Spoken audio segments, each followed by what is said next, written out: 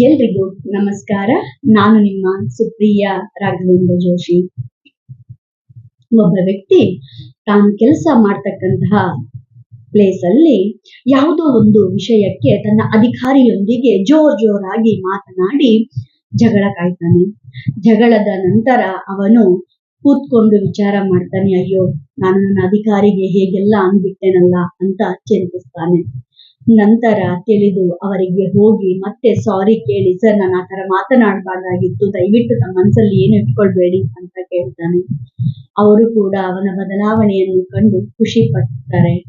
ಪರವಾಗಿಲ್ಲ, ನೀವು ಬದಲಾದ್ರೆಲ್ಲ ನನಗಷ್ಟೇ ಸಾಕು ಅಂತ ಅಧಿಕಾರಿಗಳು ಕೂಡ ಹೇಳ್ತಾರೆ. ಇದರಲ್ಲಿ ಎರಡು ವಿಷಯಗಳನ್ನ ಗಮನಿಸಬೇಕು.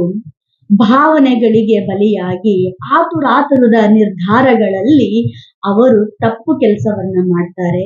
ಆದರೆ ತಪ್ಪನ್ನ ಅರಿತು ಮತ್ತು ಬಂದು ಹೇಳಿದಾಗೂ ಕೂಡ ಅಧಿಕಾರಿಗಳು ಕೂಡ ಅದನ್ನ ಅರ್ಥ ಮಾಡಿಕೊಂಡು ಅವರಿಗೆ ಕ್ಷಮೆಯನ್ನ ನೀಡ್ತಾರೆ.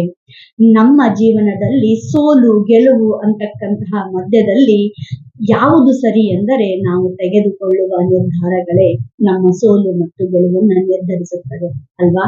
ಹೀಗಾಗಿ ಭಾವನೆಗಳೊಂದಿಗೆ ಆತುರಾತುರದ ನಿರ್ಧಾರಗಳನ್ನ ತೆಗೆದುಕೊಳ್ಳುವ ಮುನ್ನ ಸ್ವಲ್ಪ ಪಾಸ್ ಮಾಡೋಣ, ಸ್ವಲ್ಪ ನಿಲ್ಲೋಣ, ತಾರ್ಕಿಕವಾಗಿ ಚಿಂತನೆಯನ್ನ ಮಾಡೋಣ.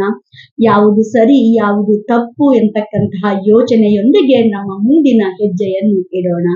ಹೀಗಾಗಿ ಬದಲಾವಣೆಯತ್ತ ಸಾಗೋಣ. ದಿನಕ್ಕೊಂದು ಬದಲಾವಣೆ. ನಮಸ್ಕಾರ.